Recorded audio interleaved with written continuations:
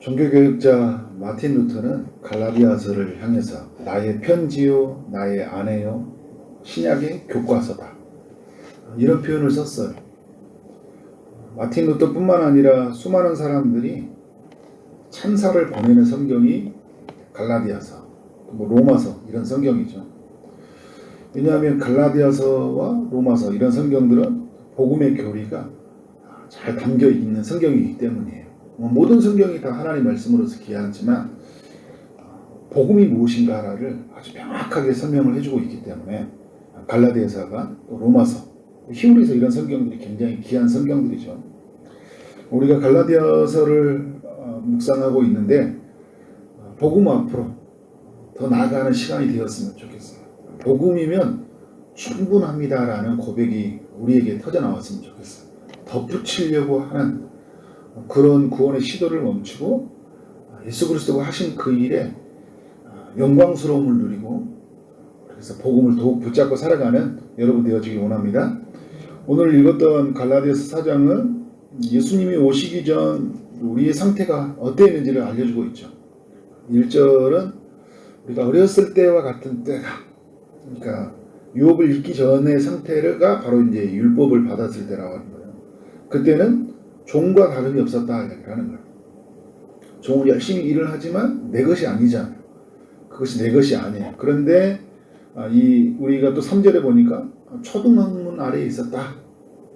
율법이 오기 전에. 그런데 그 우리의 상태가 종노릇하였다 이야기를 하고 있어요. 종이라는 단어를 계속 쓰고 있죠. 그러니까 우리는 율법의 그 지배에서 벗어날 수 없는 그런 종과 같은 종의 멍에를 맨 상태였다는 거예요. 이렇게 율법 안에 갇혀있던 우리에게 어떤 일이 일어난가요? 4장 4절을 보니까 때가 참해 이야기를 하고 있어요. 하나님의 때가 되었다는 거예요. 그래서 하나님이 그 아들을 보내셨어요. 하나님의 아들이 오셔서 하신 일이 뭐예요? 여자에게 낳다. 그리고 율법 아래에 낳다. 두 표현을 쓰고 있는데 여자에게 낳다는 것은 그 하나님의 아들 예수께서 인간이 되셨다는 거예요. 인간이 되실 수밖에 없었던 것은 인간을 구원하기 위해서 인간이 되신 거잖아요. 그리고 율법 아래에 있는 것은 뭐예요? 율법 아래에 있는 자들을 속량하시기 위해서 예수님이 친히 율법 아래에서 나셨다. 이런 표현을 쓰고 있어요. 그래서 여러분 예수님이 오셔서 태어난 지 8일 만에 할례를 받으시고 정결의식을 치르시고 율법이 요구하는 모든 것을 순종하셨어요. 그래서 우리에게 두 가지 일이 일어나는 거죠. 4장 5절에 죄가 속량되는 일이 일어난 거예요. 우리에게 혁명과 같은 일이죠. 저는 율법을 가지고 있을 때는 율법은 우리가 죄가 무엇인지를 가르쳐 줬지만요 죄를 치유해 주지 못했어요. 어떻게 살면 선하게 사는지는 알겠어요. 근데 선하게 살 수 있었어요? 못 살아요. 죄를 해결해 주지 못하는 거예요. 그런데 복음, 예수 그리스도가 오면서 어떻게 되는 거예요? 그가 우리를 죄를 위해서 죽으셨다는 거예요. 그래서 우리에게 어떤 일이 옮겨가? 죄가 그리스도에게 옮겨가고 그리스도에 있는 의가 우리에게 옮겨옴으로 말미암아 죄가 용서받고 또 일어나는 게 어떤 일이에요? 아들의 명분을 얻게 되었다. 이제 어떤 일이 있는 거예요? 하나님의 것을 4장 7절에 보니까 하나님의 아들 된 우리가 하나님으로 말미암아 무엇을 받는다고요? 유업을 받는다는 거예요. 이 유업이라는 단어가 상속자라는 의미를 가지고 있거든요. 그러니까 하나님의 그 모든 것을 상속받는다는 거예요. 제가 주일날 우리 성도들에게 하나님의 나라의 그 모든 약속을 받는다. 그런 표현을 썼는데 하나님 나라의 그 모든 것을 상속받는다는 거예요. 하나님의 자녀가 된 우리에게 영생의 생명의 축복을 받는다. 하나님의 평안이 주어지는 축복, 하나님의 영광을 바라고 즐거워하는 마음을 갖는 축복, 하나님의 사랑이 부어지는 축복, 죄와 사망에서 해방되어지고 새 마음, 새 영, 새 이름을 갖게 되고 하나님의 법이 우리 마음에 새겨지고 새로운 피조물이 되는 그런 하나님의 축복이 임한 거죠. 우리는 세상 끝날까지 보호받고 주님으로부터 통치를 받고 인도를 받아요. 우리는 흠이 없이 보존되고 지켜주셔요. 하나님. 영원히 썩지 아니하는 몸으로 우리는 입게 되고 새하늘과 새 땅에서 영원히 살게 되고 그리고 영원히 목마르지 아니하고 영원히 줄이지 않은 그 양식과 음료를 먹는 복이 그 먹는 복이 우리에게 임한 거예요. 왜요? 우리는 하나님의 유업을 이을 자가 되었기 때문에. 그래서 하나님 안에 있는 그 모든 것을 뭐예요? 지금 교회 가운데 하나님 백성 가운데 부어주고 있잖아요. 왜? 우리는 하나님 나라의 아들된 명분을 얻었고 하나님 나라의 그 모든 유업을 받을 자이기 때문에 이 약속을 주신 거예요. 에베소서는 이 모든 것을 하늘의 신령한 복이다 라는 표현을 쓰고 있어요. 이 모든 것이 예수 믿는 사람들에게 주시는 거예요. 믿는 자에게 주시는 거예요. 율법을 행하는 자에게 주는 게 아니라 선한 공적을 쌓는 자들에게 준 것이 아니라 누구에게 준다고요? 예수 믿는 사람들에게 주는 거예요. 예수 잘 믿는 사람들이 주는 게 아니에요. 예수 믿는 사람들에게 주는 거예요. 여러분 이게 중요해요. 잘 믿는다 하니까 더 힘든 거예요. 잘 믿어야 돼요. 이게 꼭 또 문제 되는 거잖아요.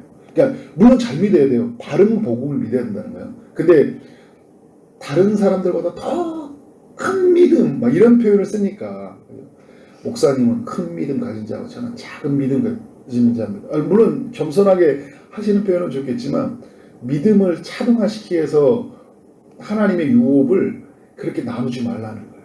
우리가 그런 모습이 굉장히 많이 있어요. 저는 여러분 갈라디아서 말씀을 묵상하면서 우리에게 복음이 아닌 것이 무엇인지를 잘 찾는 작업이 굉장히 중요하다. 우상을 찾는다 이야기를 하잖아요. 우리 안에 우상들, 우리 안에서 복음적이지 못하는 것들이 뭔지를 우리의 가정 속에서, 우리의 교회 속에서 잘 찾아봐요. 굉장히 많이 있어요. 너무 우리가 그 율법에 길들여져 있는 게 굉장히 많이 있거든요. 그런 부분들을 잘 찾아서 우리에게 이제 멀리하는 이야기들이 필요한 거죠. 사도 바울이 이 모든 일들이 확실하다는 걸 말하기 위해서 오늘 저는 이 성경을 보면서 두 가지를 중요하게 이야기하고 있다라는 생각이 들었어요. 첫 번째는 뭐냐면 성령님을 우리 마음 가운데 보내셨다는 거예요. 이 모든 것이 확실하다는 걸 말하기 위해서 4장 6절에 너희가 아들임으로 하나님이 그 아들의 영을 우리 마음 가운데 보내사 하나님을 뭐라고 고백한다고요? 아빠, 아버지라. 성령이 아니고서는 너희가 주라고 하실 수 없느니라. 고린도전서 12장에서 이야기하고 있죠. 그러니까 우리가 하나님의 자녀가 되었다는 증거가 뭐예요? 아빠, 아버지라고 하는 거예요. 아빠, 아버지라는 것이 어떻게 일이 일어나는 거예요? 우리가 믿을 때 성령이 우리 안에 임하신 거죠. 또 다르게 말하면 이게 성령의 이중사역이라고 이야기하는데 우리가 믿을 때 성령을 받았다라고 말하기도 하지만 성령이 우리 안에 내주하셨기 때문에 우리가 어떻게 되는 거예요?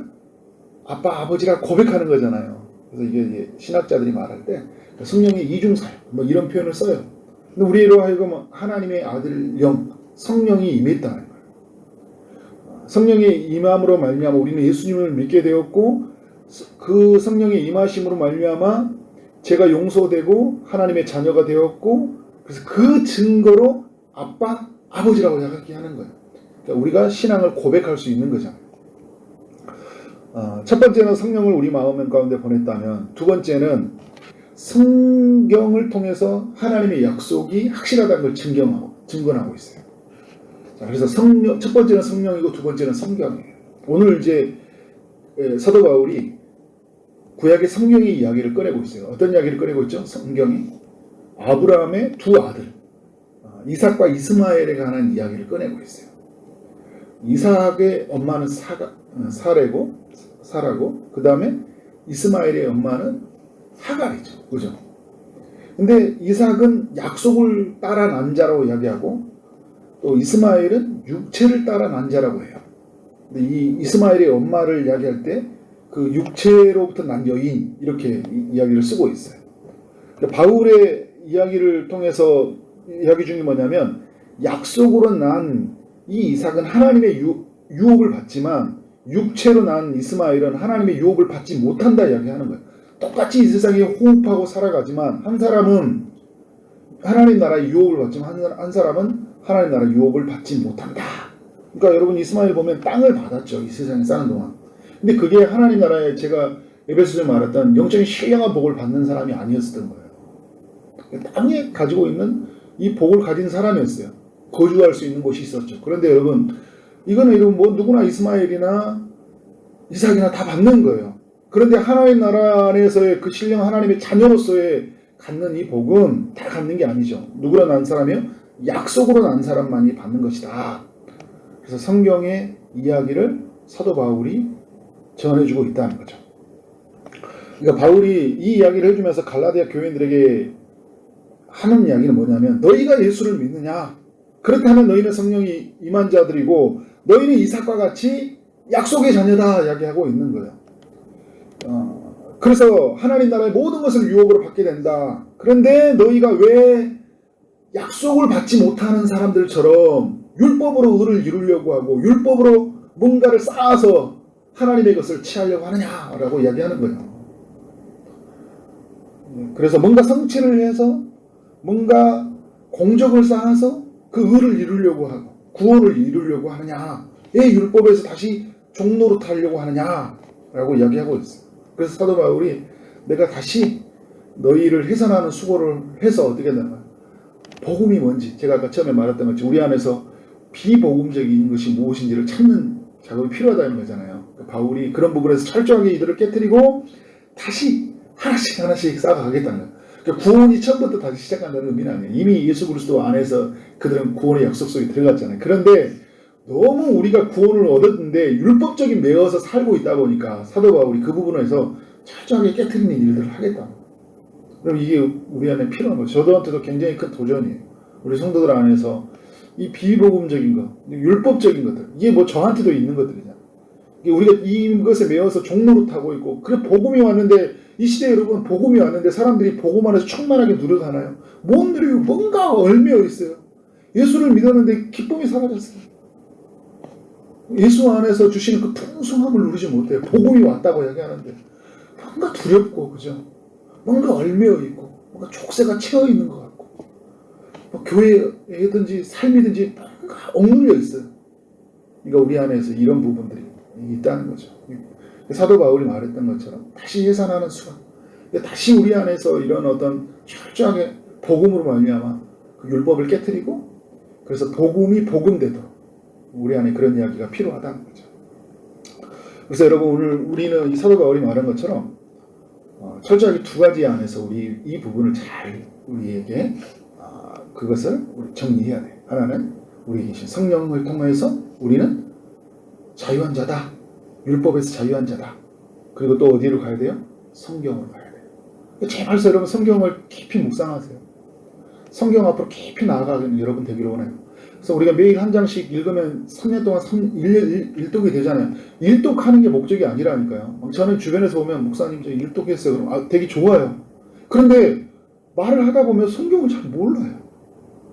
그러니까 율법으로 그것도 마저도 그냥 내가 맷독을 했어 이런데, 성경을 통해 누구를 만나야 돼요? 그리스도를 만나야죠. 그리스도로 충만해져야 돼요. 그래서 성경을, 그러면 그리스도로 충만해지기 위해서 어떻게 되면 성경을 깊이 봐야죠. 그래서 복음으로 어떻게 예수 그리스도가 이루었는지, 그 그리스도가 내게 어떤 은혜를 미치는지를 깊이 살펴볼 수 있어야 돼요. 그래서 자유해지는 거예요. 기쁨이 넘치는 신앙생활. 감격스러워요. 뛰쳐나가고 싶어요. 그래서 사마리아 여인이 그런 갇혀있는 시선 속에 갇혀서 뛰쳐나가서 그리스도가 오셨다 이야기하는 것처럼 우리 안에 그런 마음이 있어야 합니다. 그래서 사도 바울이 9절에 말한 것처럼 천박한 초등학교로 돌아가서 종로를 타려고 하느냐. 너희가 하나님을 알고 하나님도 너희가 아신 바 되었는데 어떻게 그렇게 돌아가느냐. 10절에서 날과 달과 절기와 해를 지키면서 의롭게 하느냐라고 이야기하고 있습니다. 다시는 우리에게 율법으로 돌아가지 말라 이야기하고 있습니다. 사랑하는 여러분, 오늘 우리 모두가 정말 그리스도 앞으로 나아가기를 원합니다. 그리스도가 하신 이 일에 우리의 모든 시선을 두고 그 안에서 우리가 자유를 누리고 풍성함을 누리기를 원합니다. 4장 4절에 때가 참에 이야기하잖아요. 그리스도가 오셨다는 거예요. 4장 7절의 말씀. 그 후로는, 예수 만난 이후로는 어떻게 하는 거예요? 다시는 종의 명예를 매지 말라는 거예요. 예수 믿기 전에는 우리가 몰랐으니까 종의 명예를 매는 거잖아요. 그 후가 되었다니까요. 애프터가 되었어요. 그런데 우리가 어떻게 해요? 그 이전으로 살아간다는 거예요. 복음이 왔는데, 그러니까 마치 우리가 새로운 막 집에 들어가는데 옛날에 과거의 집에서 계속 사는 거예요. 못 살겠다. 그런 면에서 우리가 철저하게 복음 앞으로 나아가서 정말 복음이 주는 풍성함을 거하는 우리 모두가 되어지기를 주님의 이름으로 축원합니다. 아멘. 네, 기도하도록 하겠습니다. 하나님 아버지, 우리에게 찾아오셔서 우리의 모든 묶여있는 모든 율법에서, 그 율법의 저주에서 우리를 풀어주시고 모든 죄에서 속량해 주심으로 말미암아 하나님의 자녀된 축복을 누리게 하시니 감사합니다. 하나님 나라의 그 유업을 이을 자라서 우리 모두가 정말 하나님 앞에서 그 온전함을 누리게 하여 주시고 그 안에서 우리가 자유하고 그 안에서 우리가 기뻐하고 그 안에서 정말 하나님이 주신 그 풍성함을 누릴 수 있도록 역사하여 주옵소서.